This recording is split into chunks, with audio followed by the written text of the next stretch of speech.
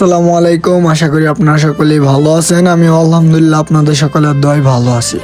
তো আজকে পহেলা রমজান, সবাইকে রমজান মোবারক। তো আপনারা সকলেই আশা করি অনেক ভালো আছেন। তো আজকে চিন্তা করছিলাম যে প্রথম রমজানে কিছু মানুষকে হেল্প করব এবং ইফতার বিতরণ করব।